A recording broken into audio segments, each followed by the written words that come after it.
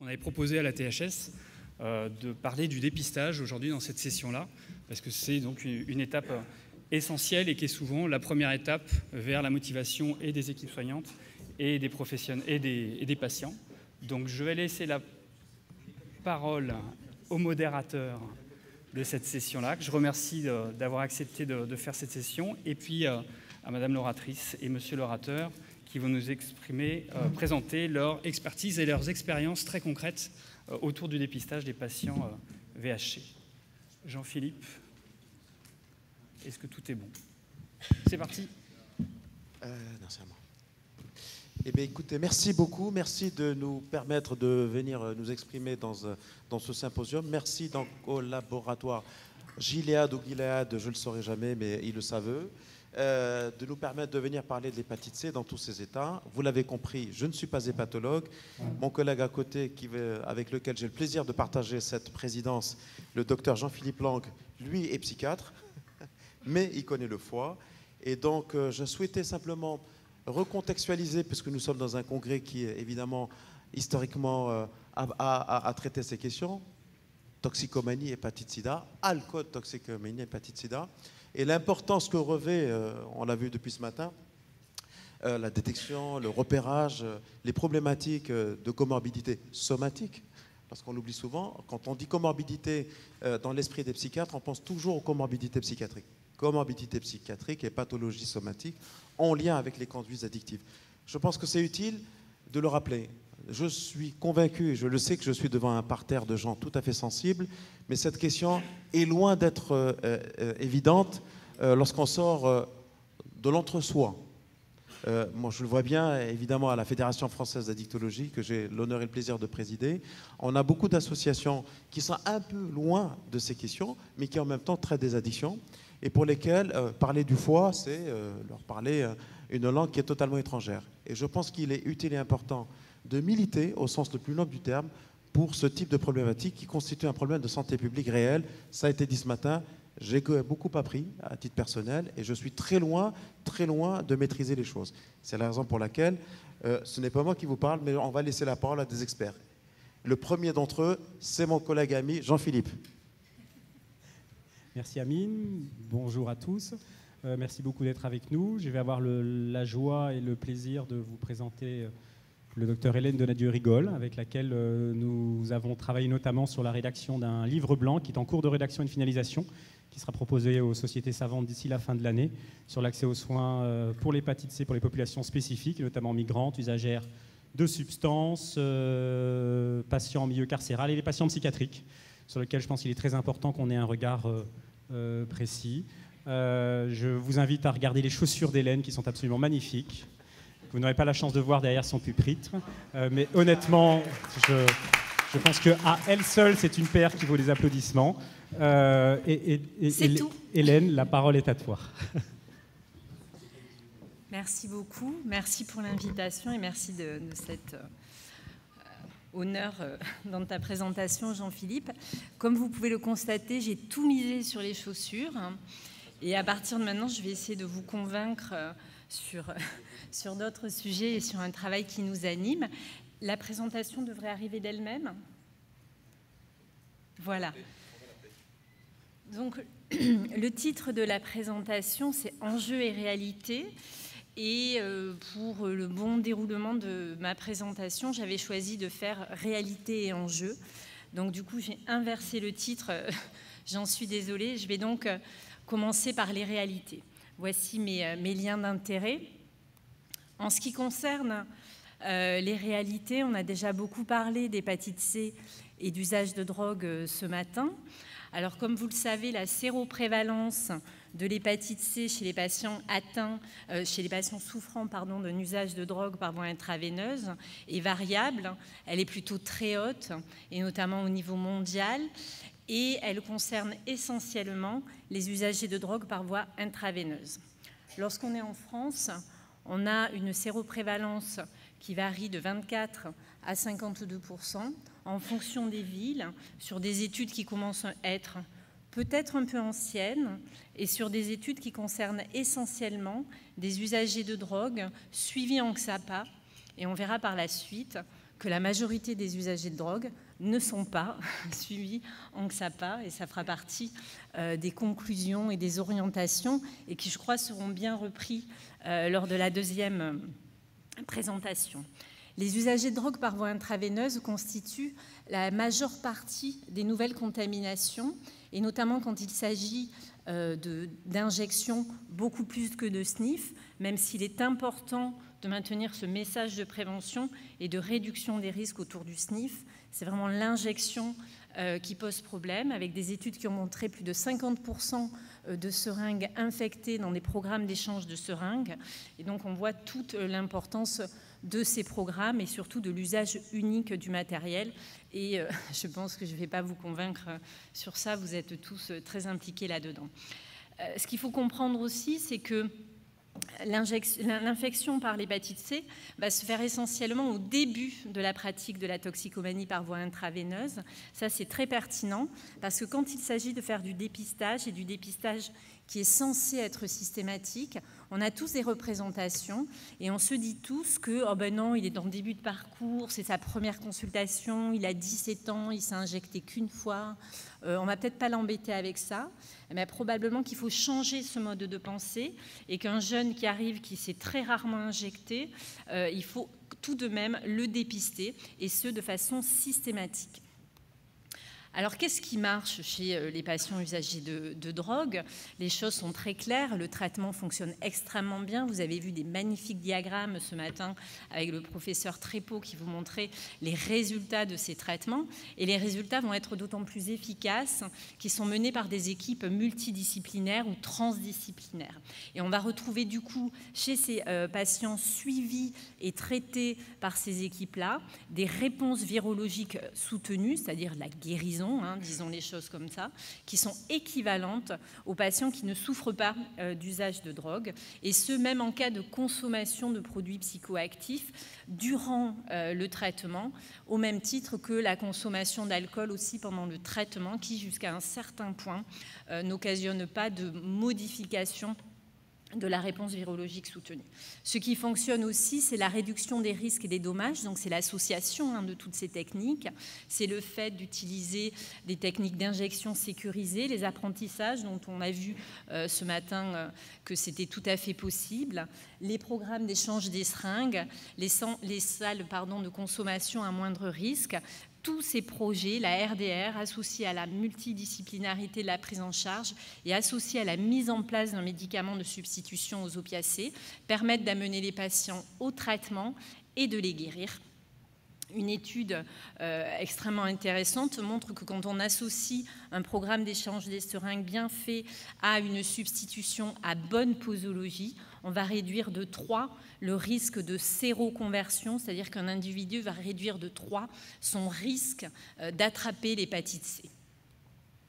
Une réalité locale, je voulais partager avec vous une expérience que nous avons faite sous la forme de savoir ce qui se passait dans les XAPA entre Montpellier et Nîmes, et je remercie publiquement tous les XAPA qui ont accepté de participer à cette étude qui n'était pas simple.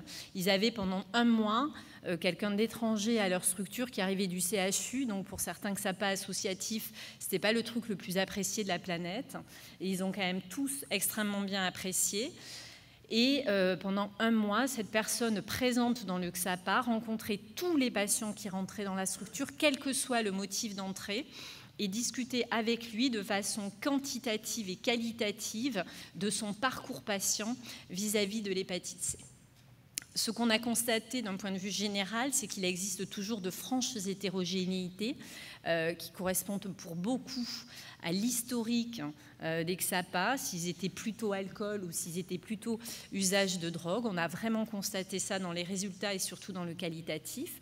Ces structures étaient différentes tant par le nombre de soignants que par le type de soignants, par la présence ou pas de médecins et par la présence ou pas de consultations avancées des pathologues ou la possibilité de faire des prélèvements sur place. Voilà les résultats. 329 patients ont pu être inclus, ce qui fait une cohorte non négligeable tout de même. Vous pouvez constater qu'on a des images parfois préconçues de la précarité des patients qui consultent en XAPA. Vous avez plus de 88% dans cette cohorte qui ont un habitat stable. et qui ont consommé pour la plupart comme produit d'entrée des opiacés, sauf un XAPA en pas, qui avait un point d'appel plutôt alcool.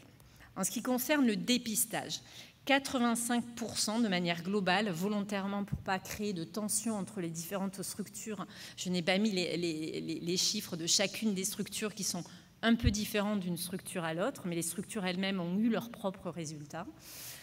Donc on a un taux de dépistage de 85%, l'objectif étant 100. Il reste 15% des patients qui ne sont pas dépistés, alors qu'ils sont suivis depuis au moins 5 ans dans chacune de ces structures. Et là, on retrouve les représentations dont on parlait tout à l'heure, c'est-à-dire que la CJC n'est pas dépistée, par exemple. Et donc, il y a vraiment quelque chose à réfléchir là-dessus. La séroprévalence est très variable en fonction de l'historique du XAPA, avec une séroprévalence globale de 26%. Voilà.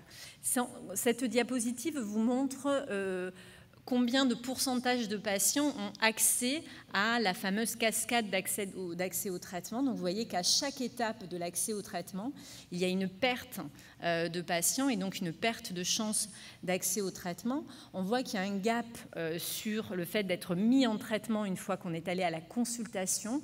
Et ça, il faut le regarder avec un certain bémol quand même, pas si critique que ça, puisque c'est une étude qui reprend les 5 années précédentes et qu'il y a encore des patients dans cette cohorte-là qui ont été traités à un moment donné contre leur hépatite C par les anciens traitements beaucoup plus lourds, et ça explique aussi les 81% de patients guéris, puisque ce sont des chiffres bas en ce qui concerne les AVD, 81%, ce n'est pas les résultats des AVD, vous le savez. Si on regarde ce schéma qui est un petit peu compliqué, j'en conviens, j'ai oublié des flèches, sur le côté gauche, hop là, c'est pas grave. Sur le côté, j'arrive pas à reculer. Bon, c'est pas... Sur le côté gauche, là, vous avez ce qui s'est effectivement passé, les patients dépistés, le nombre d'hépatites C qui ont été dépistés, qui ont été amenés au traitement et qui n'ont pas été guéris ou qui ont été guéris. Et sur la partie droite, vous avez les patients extrapolés qu'on n'a pas diagnostiqués. Et si on fait un calcul de tout ça, on trouve un accès au traitement en XAPA dans les 5 ans qui viennent de passer de 45%. Ce qui reste un chiffre relativement bas, puisque vous savez que quand on est dépisté, quand on est traité, globalement, on est guéri. Donc il y a 45% des patients usagers de drogue traités dans 4 XAPA différents de la région Languedoc, de la région Nîmes et Montpellier, qui ont eu accès au traitement et qui, pour le coup, ont été guéris. Ce chiffre est en amélioration par rapport aux chiffres qu'on pouvait avoir sous interféron, qui étaient autour de 10 à 20%. Mais globalement, je pense que nous pouvons nous améliorer. Alors les enjeux, une des améliorations possibles à laquelle on a réfléchi dans les structures XAPA de cette même région, c'est d'avoir une réflexion sur la temporalité, sur essayer de faire du tout en un. Et nous avons donc organisé des journées portes ouvertes qui s'intitulent « Vous en êtes où avec votre foi FOIE ?» pour ne pas faire de prosélytisme. Et au cours de cette journée, les patients, de manière anonyme et gratuite, arrivent dans la structure. On leur propose évidemment un accueil chaleureux, des ateliers d'éducation thérapeutique, une prise de sang ou un TROD s'ils ne souhaitent pas la prise de sang, un fibroscan, une consultation avec un hépatologue et une consultation rapprochée 1 semaine à 15 jours après pour la mise en place du traitement en fonction des résultats de la prise de sang. Dans ces journées, qui sont au nombre de 3 sur l'année de 2017, mais la 3e est la semaine prochaine, donc vous avez juste les résultats des 2 premières sessions, nous avons 49 patients qui sont passés, 49 patients qui ont un profil un petit peu différent, puisque ce sont des patients qui sont dans une marginalité un peu plus importante que ce qu'on a vu précédemment dans les files actives, qui sont tous consommateurs ou polyconsommateurs. Parmi ces patients, je rejoins Pascal Melin qui a fait, comme à son habitude, un excellent topo ce matin, qui disait à quel point nous étions mauvais, je crois, sur la vaccination de l'hépatite B chez nos patients. 45% de tous ces patients sont vaccinés contre l'hépatite B, donc ça en fait beaucoup qui ne sont pas vaccinés et qui prennent des risques. On a une séroprévalence de 59%, ce qui est largement au-dessus de ce que nous avons dans nos files actives. Donc c'est essentiellement des patients CARUD, en fait, qui sont arrivés avec une forte implication des CARUD, qui nous ont amené des patients qui n'avaient jamais franchi la porte encore des XAPA. Et c'est des éducateurs ou des membres des CARUD qui ont amené eux-mêmes les patients. Et on a retrouvé 21 patients avec une hépatite chronique virale C. L'accès au traitement est passé de 45% à 81% grâce à 2 journées portes ouvertes. Donc, il me semblerait que dans les enjeux, ça fait partie des choses qui peuvent vraiment améliorer nos pratiques. Un deuxième enjeu qui me paraît important, j'en ai entendu parler ce matin de façon un petit peu effleurée. Vous savez qu'actuellement, il y a une nouvelle pratique d'usage de drogue à visée sexuelle qui se pratique dans une sous-population qu'il ne faut absolument pas stigmatiser, je reviendrai là-dessus, sur des hommes qui ont des rapports sexuels avec d'autres hommes, qui vont utiliser des produits psychoactifs qui sont principalement des catinones et autres nouveaux produits de synthèse, et qui vont d'abord utiliser autrement que par injection, c'est ça qu'on va appeler le chemsex de façon générale, et à partir du moment où ils passent à l'injection, c'est ce qu'on appelle du SLAM. Et la pratique du SLAM est malheureusement extrêmement pourvoyeuse de transmission, d'infections, d'IST, et on pourra peut-être en reparler pendant la discussion de tout ça. Alors, quels sont les effets recherchés par rapport à l'utilisation de ces catinones?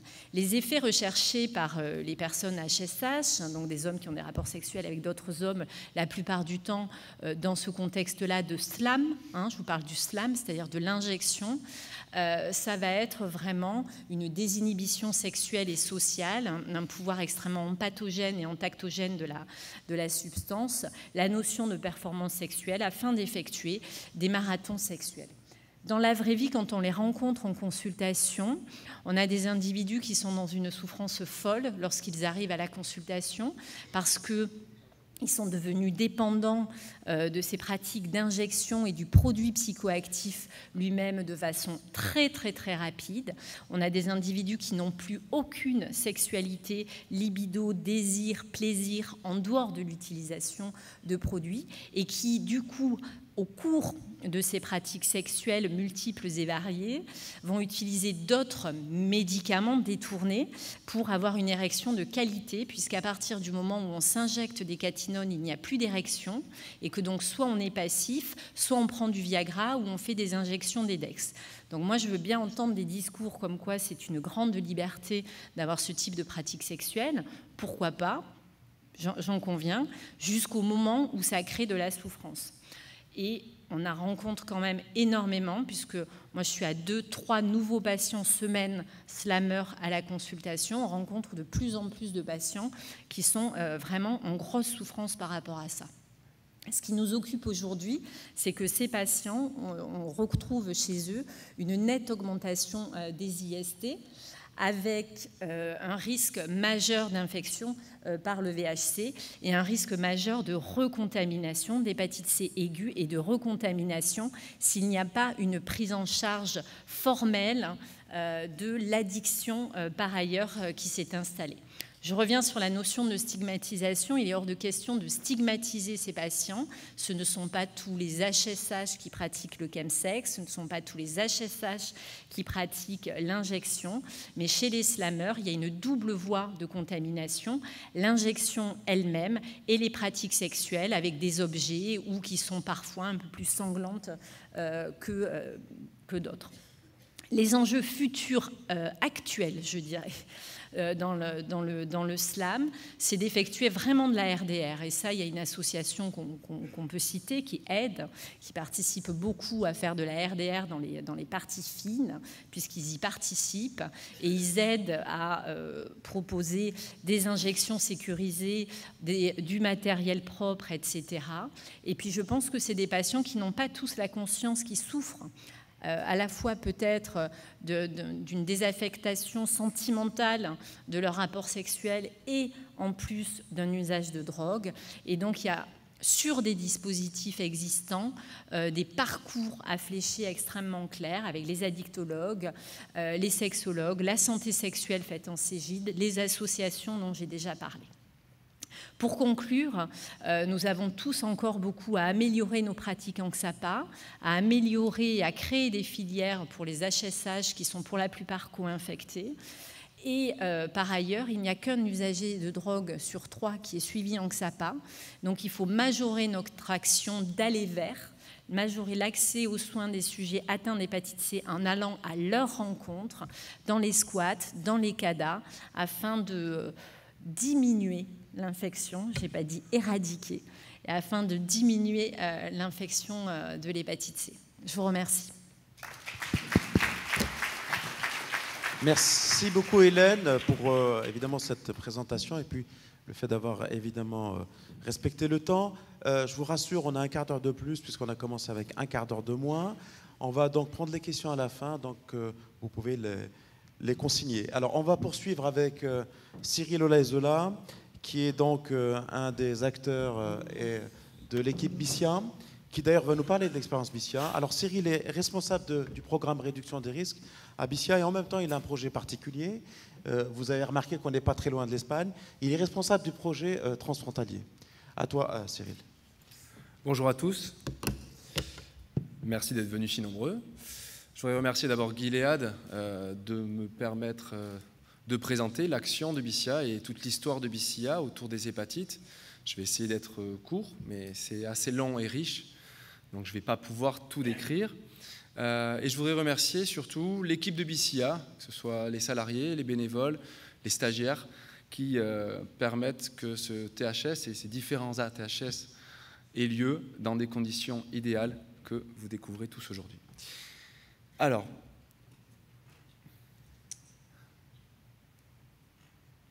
lien d'intérêt, l'historique de BICIA. Alors BICIA est né en 1994, création d'un centre méthadone à Bayonne par Médecins du Monde. Un des premiers centres méthadone en France, avec Paris, et une autre, je crois, à Marseille également. Donc 1994, BICIA ouvre, les premiers patients arrivent. En 1998, on crée à Bayonne, avec Médecins du Monde, une mission d'aller vers en milieu festif. À l'époque, c'est le milieu festif techno qui se développera sur tout autre type de milieu festif et ensuite qui ira auprès du public en situation de précarité. En 2000, Médecins du Monde transfère à l'association qui se crée à ce moment-là, BICIA, que vous connaissez tous, qui est une association loi 1901, l'ensemble des activités du centre méthadone qui vont se développer au fur et à mesure du temps. En 2006, un agrément CARUD, nous faisons de la réduction des risques depuis toujours, et cet agrément arrive en 2006.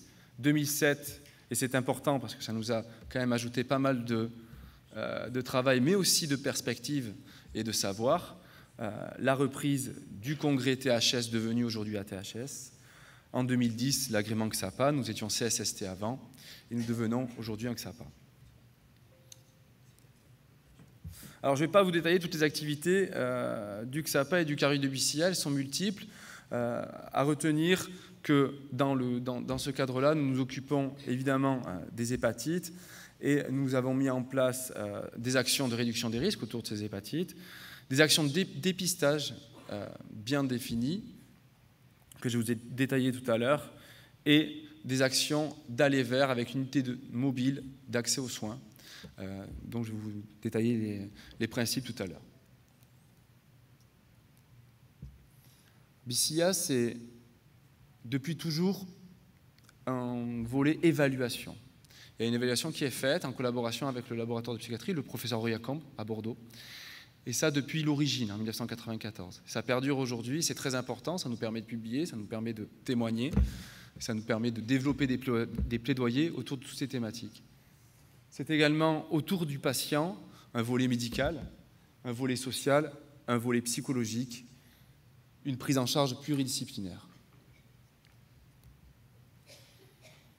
de BICIA et l'historique de l'hépatite, il faut dire qu'au début, en 1994, les premiers patients arrivaient dans la file active de méthadone et se développaient jusqu'à 1996. Et l'équipe était focalisée sur la problématique infectieuse du VIH. À l'époque, on mourait du VIH. Et les trithérapies n'étaient pas encore développées. On voit d'ailleurs ici une courbe. Et on voit qu'en 1994, c'était super compliqué. On avait énormément de nouveaux cas de VIH. Et on voit cette courbe s'effondrer à partir de 1997, en grande partie grâce au traitement de substitution, en particulier la méthadone, mais également grâce à l'arrivée des nouveaux traitements pour le VIH. En 1997, les personnes commencent à moins mourir du VIH, mais continuent et meurent de co-infection hépatite C. Et c'est cette prise de conscience de l'équipe, et notamment du docteur Deloed, qui est toujours directeur de BICIA, pour mettre en place des actions autour de cette hépatite C. La prévalence de l'hépatite C sur notre file active était de 95%. Ce n'était pas des files actives énormes, mais il y avait quand même 95% qui étaient positifs au VHC. Une maladie qui était sous-diagnostiquée, un malade sur 2 ignorait qu'il était atteint. Donc on a démarré des formations des équipes. C'est en 1997 que le professeur Bernard est venu développer justement cette thématique du VHC, et en 1998, le professeur Thierry Poinard. Le dépistage systématique et précoce est devenu une priorité pour nos équipes. On a commencé vraiment à essayer de travailler là-dessus dès 1997. Une collaboration étroite est née, puisqu'il faut détailler que BICIA, à l'époque c'était le centre méthadone, a toujours été situé à l'hôpital ou très près de l'hôpital et donc des services hospitaliers. Et donc cette collaboration est née tout de suite avec les hépatologues du centre hospitalier de la Côte Basque. On a commencé à mettre en place dès 1997 des outils qui sont développés au fur et à mesure du temps pour devenir ceux que vous connaissez, je ne vais pas les détailler, qui sont spécifiques aussi au risque de transmission d'hépatite C. En 2006, on installe à BICIA, grâce au réseau Resapsad, le premier fibroscan à Bayonne. L'idée, c'est de ne pas le mettre ailleurs que dans un centre de soins et de le rendre disponible à tous.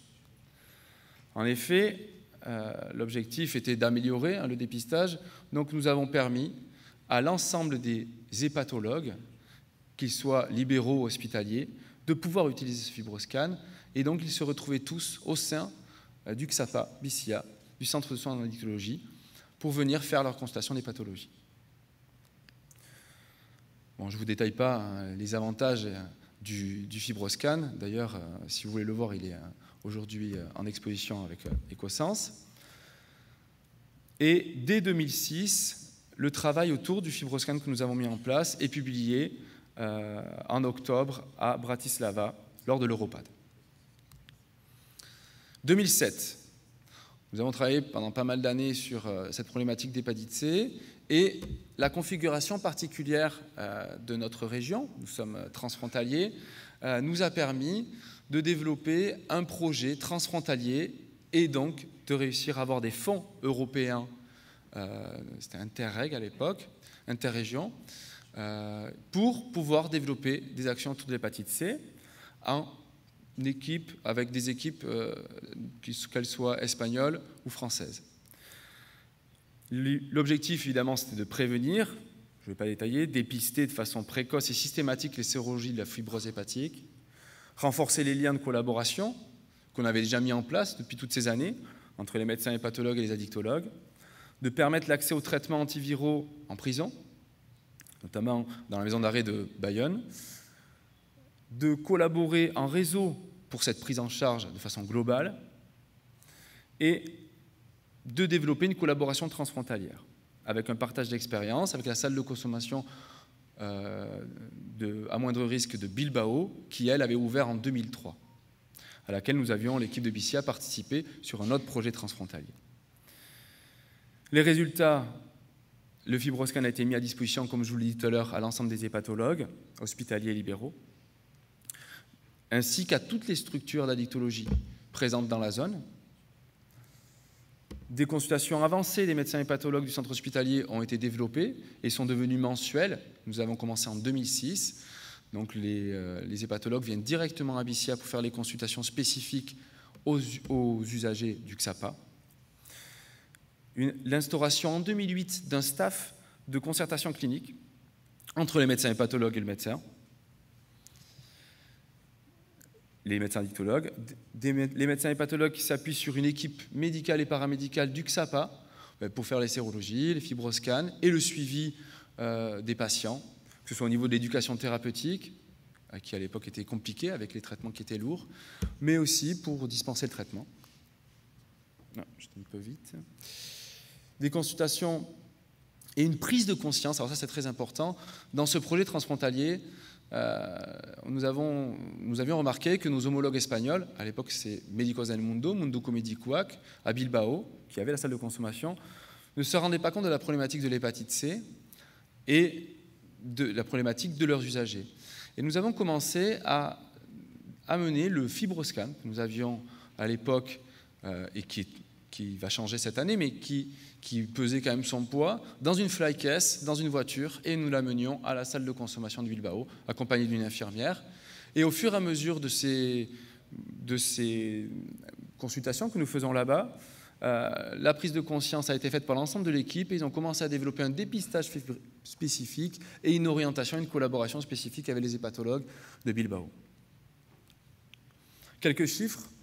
Aujourd'hui, sur les personnes qui sont prises en charge pour des problématiques d'opiacés, à Bissia, on est passé de 2007, à peu près 60% des personnes qui avaient une sérologie positive au VHC, à aujourd'hui 42,5%. En 2007, ça tombe encore. Pour le VIH, on est passé de 15 à 7%. En 2016, aujourd'hui, sur notre file active de ces patients opiacés, c'est 92% de ces patients qui connaissent leur sérologie. Elle est renseignée pour le VIH et pour le VHC. Et 73% pour le VHB.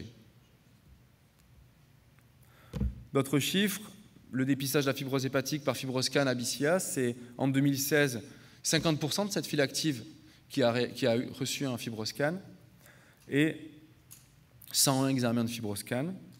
Le traitement des antiviraux, c'est 7 patients traités en 2016 en collaboration avec le service des pathologies et depuis 2007, 62 patients qui ont été traités. Ce chiffre va être largement augmenté en 2007 avec l'arrivée des traitements pour tous. En 2012, nous avons mis en place un travail autour du dépistage par TROD du VHC et du VIH, mais surtout du VHC, ce qui est très important. On n'a pas attendu l'autorisation. Tout ça grâce à une collaboration avec Médecins du Monde, SOS Hépatite, qui étaient venus ici d'ailleurs pour nous présenter leurs travaux, mais aussi tous les partenaires qui sont concernés par cette problématique, que ce soit le CEGID, la PAS, le laboratoire du CHCB, qui allait recevoir tous ces problèmes, et l'ensemble des protagonistes qu'il y a autour. Donc on a renforcé le partenariat et développé des permanences d'aller vers le public en situation de précarité avec un camion de soins, que ce soit dans les points accueil jour, que ce soit dans les hôtels sociaux ou même dans les squats où on va. Qu'est-ce qu'on y fait dans ces permanences? C'est assez simple, hein. On va y faire surtout du contact, de l'orientation. On propose tout le matériel de réduction des risques que vous pouvez imaginer, notamment aujourd'hui l'analoxone. Et on propose des entretiens de réduction des risques qui peuvent, si la personne est d'accord, aboutir à un TROD VIH et VHC. Et ça, c'est en 2012. Aujourd'hui, on propose aussi le VIH couplé à la syphilis. L'idée de notre travail, c'était de permettre aux personnes d'avoir un accompagnement simplifié. On avait remarqué que si on détectait quelqu'un qui était positif au VHC, ou même au VIH, on n'a pas eu beaucoup, mais au VHC, on pouvait lui proposer d'aller au CEGID ou d'aller voir son médecin traitant, etc. Et que finalement, on avait pas mal de personnes qu'on perdait de vue, on ne savait pas ce qui se passait, et certaines n'allaient pas voir le médecin généraliste, n'allaient pas aller se faire le test de contrôle. Donc on a développé, dès le démarrage de l'action, d'aller vers avec le camion, la possibilité, lorsqu'on trouvait quelqu'un qui était positif à un TROD VHC lors de nos permanences, de la ramener au XAPA, dans la journée ou le lendemain, de lui permettre d'avoir une consultation médicale tout de suite, d'avoir une sérologie qui est faite par les infirmières du XAPA et un fibroscan dans la journée. Une semaine après, était programmé, une semaine à 10 jours, ça dépendait, était programmée la consultation de confirmation du résultat. Et la particularité, c'est que le fait que nous ayons une consultation avancée des pathologues directement au XAPA, ça nous permet de squeezer la liste d'attente qu'il y a à l'hôpital. L'hôpital, c'est, je ne vais pas dire de bêtises, je crois que c'est 2 à 3 mois, voire plus, Jean-Pierre confirmera, pour avoir un rendez-vous avec un hépatologue. Chez nous, une personne qui a été détectée dans le camion pour un TROD VHC positif peut avoir une consultation dans le mois. C'est 1 mois maximum, puisque c'est tous les mois. Et on a de la place dans cette consultation hépatologique pour recevoir cette personne-là. Donc ça facilite grandement l'accès aux soins et les perdus de vue. Il faut savoir que si les personnes n'ont pas d'accès aux droits, qu'elles n'ont pas de CMU ou pas d'AME, on avance les frais liés à ces analyses. Et la particularité également de notre équipe, c'est qu'on partage ces consultations avancées avec les pathologues. Une infirmière référente de l'hépatite est présente lors des consultations et accompagne et suit les personnes. Et on a la possibilité aussi de dispenser directement le traitement au centre de soins. Les chiffres, depuis 2012, nous avons démarré ces actions d'aller vers des personnes en situation de précarité. C'est 377 TROD, VIH et VHC. Alors pour la petite histoire, on a fait un seul VHC positif en TROD. Il était co-infecté. C'était en 2012. Depuis, 30 personnes ont été trouvées positives au TROD VHC. Sur ces 30, il y avait à peu près 20 personnes qui ne connaissaient pas leur statut. Et sur ces 20 personnes, toutes ont eu une sérologie de confirmation et un suivi hépatologique, et également un fibroscan fait à Bissia. La particularité, et ce qui est important quand même de le dire, parce qu'aujourd'hui on est en 2017, on continue cette action, on n'a pas trouvé de TROD positif depuis décembre 2015 lors de ces consultations avancées, et même lors des TROD que l'on fait directement dans le XAPA Caru d'Abissia. Une autre expérience autour de l'hépatite C qui est intéressante pour nous. En 2006, nous sommes sélectionnés par le Querbut Institute de Sydney, en Australie, pour participer en tant que centre co-investigateur à une étude multicentrique pour traiter l'hépatite C. Elle est réalisée dans 21 centres de 6 pays. 2 centres sont sélectionnés en France et 3 patients du XAPA, dépistés au XAPA, ont été traités, suivis par l'équipe pluridisciplinaire du XAPA seulement, et ont été guéris de leur hépatite C aujourd'hui. Ça, c'est tout l'ensemble des personnes qui ont participé à cette étude multicentrique. 2017 et les perspectives. Alors d'abord, l'accès universel au nouveau traitement a changé un petit peu la donne. On a pu traiter beaucoup plus de personnes, donc ça avance. Mais ce qui est intéressant, c'est que nous, on n'avait plus beaucoup de personnes à traiter. Quasiment toute la file active était suivie et traitée. Donc on a commencé à rechercher, dans notre file active, à faire des recherches spécifiques pour savoir qui avait été un jour déclaré positif à l'hépatite C. Et on a commencé à recontacter les personnes qu'on avait perdues de vue, ceux qui n'étaient plus venus depuis longtemps et qu'on ne voyait plus dans l'année 2017. Et donc, c'est un travail qui est fait par les infirmières. On recontacte ces patients-là pour savoir où elles en sont, si elles veulent reprendre contact et être à nouveau suivies pour cette problématique. Pourquoi? Parce qu'en fait, il y a vraiment énormément de personnes qui ont abandonné l'idée de se soigner à l'hépatite C. On le voit. Il y en a certaines qui ne savent même pas que le fibroscan existe et que les traitements ont changé. Nous, on le voit sur le terrain, beaucoup d'idées reçues dans la rue les usagers croient qu'on est encore sur des traitements extrêmement compliqués et invalidants. Donc on vient donner ces informations aux personnes qui ne les auraient peut-être pas eues.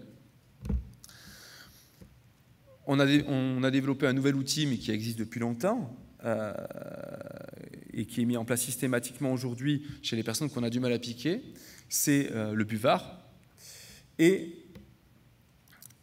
une autre perspective, enfin, on a un nouveau FibroScan. On a le même FibroScan depuis 2007. Il a 10 ans. Et on n'a pas développé on n'a pas réussi à avoir toutes les mises à jour qui ont été faites à fur et à mesure du temps sur ces FibroScans. Donc aujourd'hui, on va le recevoir. Là, aujourd'hui, il est au Congrès et on l'aura donc pour la semaine prochaine. On va pouvoir commencer à dépister la stéatose hépatique. On a bien vu ce que nous présentait aujourd'hui Pascal, qu'il était très important de développer ces actions de dépistage. Ce que je voulais dire en mot de la fin, c'est que toutes ces actions, si elles ont lieu, c'est surtout grâce à l'ensemble de l'équipe. Il y a des bénévoles, il y a des salariés, des stagiaires qui passent à BICIA, et c'est toute cette équipe motivée qui permet de développer ces actions autour de ces hépatites C. Merci.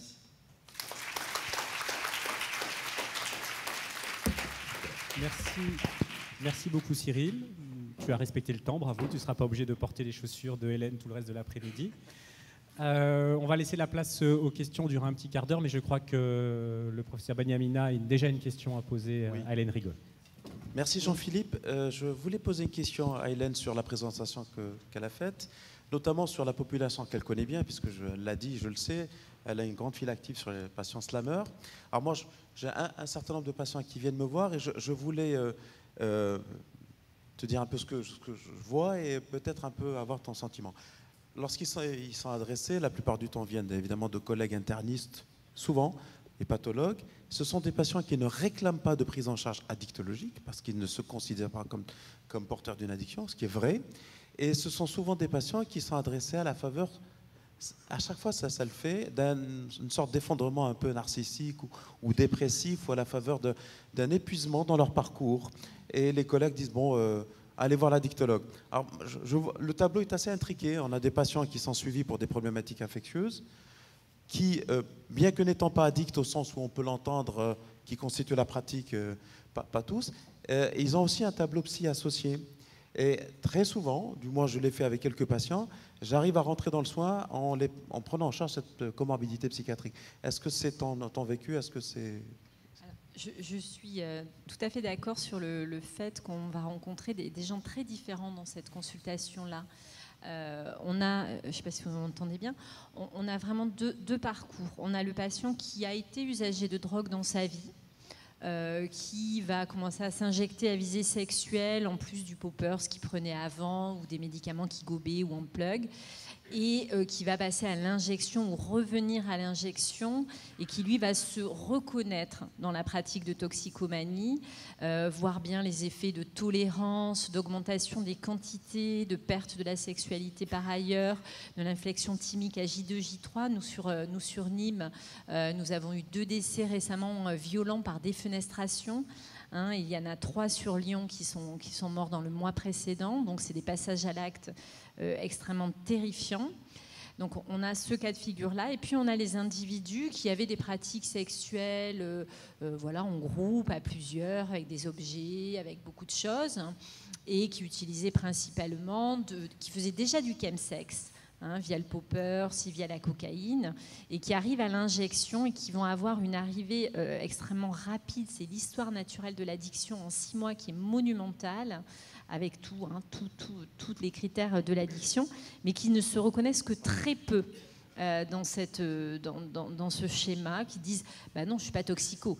Alors bon, moi, c'est des choses que je reprends volontiers avec eux sur le fait que quand même, quand on s'injecte une drogue pour obtenir quelque chose, globalement, on peut se considérer comme un usage de drogue et qu'en ce soit, c'est une maladie, quoi, et qu'on va s'en occuper.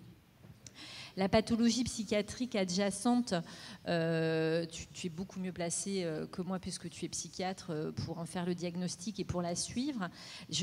Mais je te rejoins complètement dans le sens où c'est une prise en charge transdisciplinaire comme toutes les autres des addictions. C'est-à-dire le psychiatre, l'addictologue pour la pratique de réduction des risques, pour la pratique d'objectifs posés sur le fait de diminuer les injections, de retrouver une sexualité sans produit. Et puis je crois qu'il faut vraiment avoir une pratique de sexo, à proprement parler. C'est vraiment une activité qui nous ouvre à la sexologie. Et voilà, j'espère avoir répondu à ta question. Merci beaucoup. Question à la salle. Oui, bonjour, Patrick Favrel, CEF. Merci vraiment Cyril de cette présentation. Et je m'adresse à toi, homme de terrain, pour un truc très précis. On travaille en fait, nous, sur les usagers de drogue qui ne sont pas du tout dans les Xapa et les Carudes. On travaille avec la technique du buvard parce que ça veut dire du dépistage à domicile. Et franchement, c'est le meilleur truc. Hein, c'est un clic et c'est bon. La question qui se pose, elle est à un double niveau. Premier point, ce qu'on constate, et je te renforce, les usagers ne connaissent pas les nouveaux traitements. C'est une aberration. On a fait une étude. On est à même pas 30% des usagers qui pensent que le traitement dure moins d'1 an. Donc on n'a même pas pu mettre des traitements de 8 semaines ou de 12 semaines parce qu'ils ne sont pas significatifs dans nos pourcentages. Donc la question qui se pose, c'est quoi? C'est on constate quoi? On constate que le dépistage, contrairement au VIH, il n'est absolument pas passé dans les mœurs. On a par exemple des usagers qui disent qu'ils connaissent leur sérologie. Oui. Quand est-ce qu'ils ont été dépistés? Il y a 10 ans. Donc ça, c'est un truc qui est vraiment, pour moi, fondamental, c'est que bon nombre d'usagers, nous, on a des gens qui sont surtout insérés, hein, je veux dire, en tant que tels, ils ne sont pas précaires du tout. Donc le dépistage, bon, pour moi, la reco, c'est au moins une fois par an, je veux dire, en tant que tel, mais ça serait un truc à passer. Le deuxième point, au niveau du buvard, c'est que mine de rien, alors nous, on n'a pas de fonds pérennes, ça coûte de l'argent, et je pense franchement qu'il y a une action à mener pour que le buvard soit remboursé. C'est mon point de vue là-dessus, mais je crois qu'il est vraiment important. Et puis, alors, deuxième point quand même fondamental, parce qu'on va parler d'accès au matériel, vous parlez de chemsex et de slam. Nous, on a une population qui travaille sur le chemsex et sur le slam. On est les seuls gens qui leur fournissent suffisamment de matériel pour leur week-end. D'accord? Il faut dire quand même et dénoncer les choses. Aujourd'hui, un usager qui va dans une pharmacie, s'il veut simplement 10 kits, 10 Steribox, il ne les obtient pas dans des pharmacies qui sont engagées et volontaires sur l'histoire. Le point qui retient vraiment mon attention sur l'histoire, je fais très court, c'est oui, dépistage, oui, traitement, ils sont géniaux. Si on veut en fait travailler sur les nouvelles contaminations, les recontaminations, d'accord, parce qu'il y a encore des morts, ça veut dire quoi? Ça veut dire que l'accès au matériel est insuffisant. On est à x4, je veux dire, il faudrait faire x4 en termes de matériel, je veux dire en tant que tel. Et au niveau de la santé publique, personne ne nous entend là-dessus.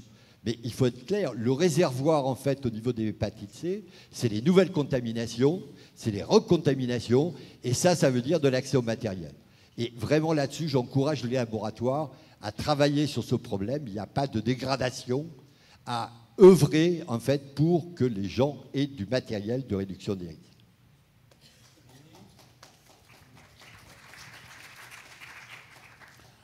Bonjour. Vous nous avez présenté un tableau tout à l'heure, le jour ouvert. Et donc, il y avait 44 hommes et 5 femmes. Et ça veut dire 49, et vous avez trouvé 21 patients avec des charges virales positives. Oui. Donc, ça fait plus que 45%. Et donc, c'est énorme. Oui, ils ont une séroprévalence. Alors, 21 qui ont un ARN positif, ils ont une hépatite chronique virale C. Ça fait la moitié de ceux qui avaient une sérologie positive. La sérologie positive, elle était autour de 55%. Et ensuite, on avait dans ces individus-là qui avaient rencontré un jour l'hépatite C dans leur vie et qui donc avaient une marque virologique, il y en avait certains qui étaient guéris, soit spontanément, soit qui avaient eu des traitements anciens. Et donc, il y en avait 21 patients sur les 49 qui avaient une hépatite chronique virale C. Très bien, les 49. C'est tout venant ou c'est des patients connus Alors, le principe de la journée portes ouvertes, c'est qu'on communique avec les structures de la ville de type Carude, dont je vois ici certaines personnes présentes de Montpellier de Carude, et qui nous amènent des patients qui n'ont pas vraiment eu accès au XAPA avant. Donc, ce n'est pas obligatoirement des patients de nos structures. Et je trouve que c'est très bien parce que parce que c'est des patients qui ne seraient peut-être pas encore arrivés en XAPA et qui, pour le coup, sont extrêmement prêts pour débuter un traitement contre l'hépatite C, puisqu'ils sont là et qu'ils sont bien là, puisqu'ils reviennent aux consultes et qu'ils prennent le traitement. Donc ça casse aussi un peu nos représentations, comme quoi parfois les patients ne seraient pas prêts parce qu'ils ne sont pas équilibrés au niveau de leurs addictions. C'est plus des perceptions de soignants, ça d'ailleurs, parce que les patients, quand ils sont prêts, ils ont envie d'y aller et ils ont envie de faire le traitement, ça correspond à leur prise en charge globale. Et donc c'est des patients qui n'étaient pas automatiquement des XAPA, mais qui arrivaient essentiellement des CARUD et d'autres associations, des lieux de vie, aussi des lieux de vie sur Montpellier. Est-ce qu'il y a encore une question, madame? Bonjour, d'abord je vous en remercie Cyril et madame Rigol. Premièrement, vous avez montré avec vos exemples qu'en concertation, en mini-réseau de proximité, c'est-à-dire un hépatologue, un médecin et le patient, des moments où on enlève les freins liés à l'accès au dépistage et l'accès au traitement que nous avons observé dès les années 2004, que les pathologues ne voulaient pas les toxicos ou des patients dépendants à l'alcool pour les traitements en hépatite C. Donc il a fallu améliorer en mini-réseau de proximité par affinité l'accessibilité à traitement. C'est vrai qu'à Montpellier, il y a eu quand même une amélioration considérable en médecine de ville en collaboration avec Dr Hanslick et les médecins installés et les pharmaciens du coin, qui a considérablement augmenté grâce à l'ouverture avec le professeur Larrey à une mini-réseau de proximité. Ce qui me paraissait très évident, augmentation de l'accessibilité au traitement des usagers de drogue vers l'hôpital. Mais tout en coup, Cyril, quand tu dis les médecins, donc les toxicos et les usagers de drogue suivis par Ibizia ne veulent pas aller au médecin généraliste et que vous allez le chercher, je me suis dit, mes certitudes se remettent en question.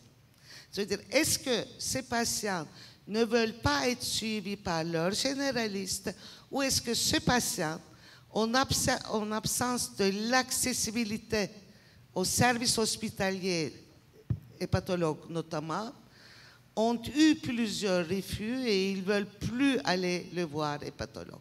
Donc, c'est très important. Est-ce que vous pouvez m'éclairer un peu plus là-dessus? Alors, déjà, un élément de contexte. Abyssia, à l'époque où on n'avait pas encore bien mis en place toutes ces consultations, une personne qui avait une problématique hépatite, quelle qu'elle soit, alcool, hépatite C, etc., devait traverser soit 2 étages à un moment donné, ou ensuite monter 100-150 mètres. Donc de Bicilla à l'hôpital, c'est très simple, c'est très court, elle n'y allait pas. Déjà, il faut imaginer quand même que... Alors pourquoi elle n'y allait pas? Ça lui appartient, il y a peut-être des raisons de refus, de mal reçu, etc. En tous les cas, elle n'y allait pas.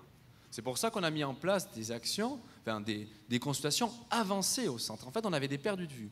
Maintenant, quand on va dans des structures comme des points accueil-jour, où les personnes dorment dans des squats ou dans des appartements précaires, que leur priorité, c'est absolument pas, et on l'a vu, on le voit à chaque THS et on le voit dans chaque présentation, la priorité, ça va être de se lever le matin, de savoir d'abord comment est-ce que je vais pouvoir me laver, est-ce qu'on va pas me piquer ma place de manche, etc. Alors, la faire aller voir un médecin généraliste, alors que souvent ses droits ne sont pas ouverts, c'est le dernier de ses soucis. Sauf que nous, quand on va au contact de la personne et qu'on lui explique qu'on peut, en quelques secondes, discuter avec elle et savoir avec un TROD si oui ou non elle a eu un risque d'être contaminée, il le fait, il accepte. Il a un moment où il boit un café, où il vient manger, où il vient se doucher, il accepte de venir passer une demi-heure, 3/4 d'heure avec nous. Et à ce moment-là, si on ne fait rien derrière, il va rester comme ça. C'est pour ça qu'on lui propose, on ne l'oblige pas, attention, on ne le met pas dans le camion avec des menottes et on le ramène, non. On lui propose de revenir à Bicilla. Et là, tout de suite, il y a une équipe d'infirmiers et de médecins qui vont pouvoir le recevoir, qui vont arrêter ce qu'ils sont en train de faire pour pouvoir le recevoir. Alors, ça n'arrive pas tous les jours. Je vous l'ai démontré, depuis 2015, depuis décembre 2015, nous n'en avons pas eu. Mais il y en a quand même une vingtaine qu'on a fait revenir comme ça à Bicilla. à qui on a fait l'ensemble des sérologies, le fibroscan, on a pris les tubes, on les a amenés nous-mêmes au laboratoire. Donc quand on fait tout ça, on squeeze combien de jours, combien de semaines? Et surtout, on ne perd pas d'accès aux soins. Donc c'est ça, on ne va pas voir si la personne est refusée par les médecins. Évidemment, l'objectif ensuite, ça sera qu'elle ait un médecin traitant. Ça sera qu'elle re-rentre dans le droit commun. Ça, c'est notre objectif global. Mais là, tout de suite, il faut agir. Et je reviendrai sur l'histoire du dépistage. Il existe des buvards, il existe des TROD. J'espère qu'il existera de nouveaux outils. À nouveau, ils sont en train d'être développés. Et je pense qu'il faut vraiment mettre en place tout ce qu'on peut pour pouvoir faire accéder à ces personnes. Parce qu'ils sont là, les cas qu'on ne trouve pas aujourd'hui.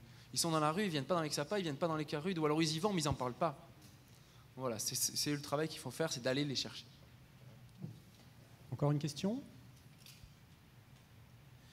Moi, j'ai peut-être posé... Pardon. Jean-Pierre? Oui. Oui. Un complément de réponse de la réponse qu'a apportée Cyril à la question de Cybèle. L'observation que l'on peut faire dans le XAPA CARUD BICIA recoupe celle que font la majorité des services soignants. Les patients usagers de drogue et addicts, plus ils sont marginalisés, plus ils sont, comme on dit, comorbides, plus difficile est pour eux l'accès aux soins. Alors, on a un certain nombre de professionnels, dont des généralistes au centre, qui est le premier contact. Il est bien évident que tous ces précaires n'ont pas de généraliste. S'ils en ont un, ils le voient d'une façon extrêmement de façon très très peu fréquente quand ils en ont, et la plupart d'entre eux donc ont aussi du mal à attendre, à prendre rendez-vous, etc. On a la même réflexion pour les soins dentaires. Parce qu'on a une passe dentaire, mais elle est à 800 mètres. Il faut prendre rendez-vous, etc. De ceux qui en ont besoin, il n'y a pas 5% qui y vont.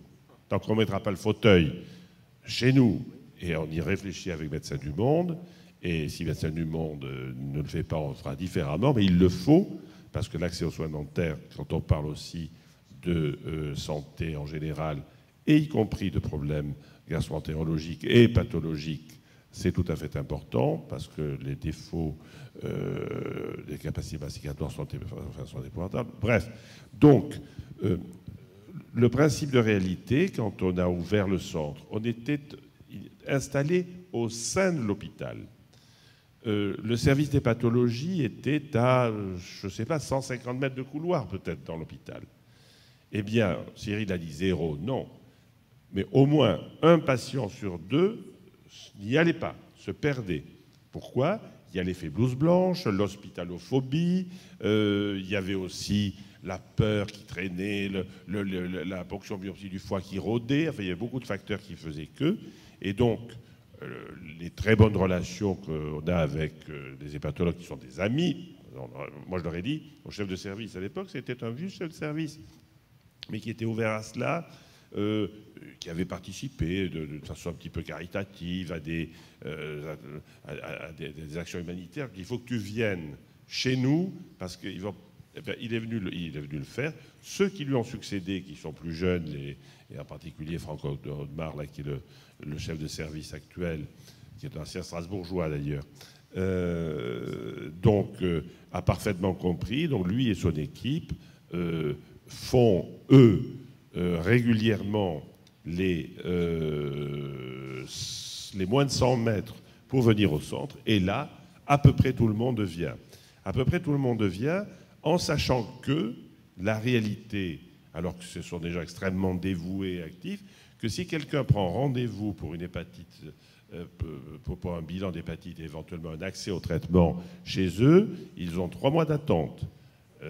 Beaucoup même qui n'ont pas de problème d'addict passent par BICIA pour pouvoir accéder à eux plus rapidement. Et voilà, donc il faut, pour vaincre ces différentes réticences qui sont à la fois psychologiques, hospitalophobiques, enfin tout ce que l'on voudra. Et puis il y a aussi enfin on le sait parfaitement, tous ceux qui sont très désocialisés, très précarisés, sont à la fois aussi intolérants à la frustration. Les faire arriver, prendre un rendez-vous déjà qui n'est pas immédiat, c'est très difficile, et qu'ils y viennent, c'est encore plus difficile. Voilà pourquoi on a pu le faire pour ceux qui accèdent à Bissia, et que pour ceux qui n'accèdent pas à Bissia, ben on va jusque dans les squats auprès d'eux. Alors on n'a rien découvert, l'outreach, mais on sait que ça a fait ses preuves. Merci. Encore Pascal, et on va arrêter avec les questions. Oui.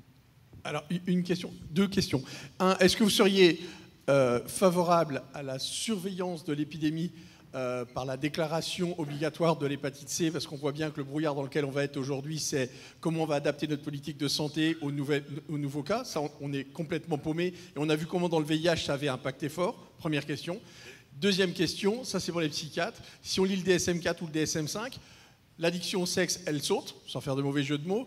Et quid du chemsex? Qu'est-ce que vous allez faire pour que ces pratiques-là, qui ont un impact fort en hépato, restent dans le DSM? Alors, je ne fais pas du tout partie des gens qui écrivent le DSM ni qui l'influencent, mais Amine probablement beaucoup plus. Donc, c'est vrai qu'il faudra se poser la question de cette pratique sexuelle sous produit qui est en train d'exploser. On le voit.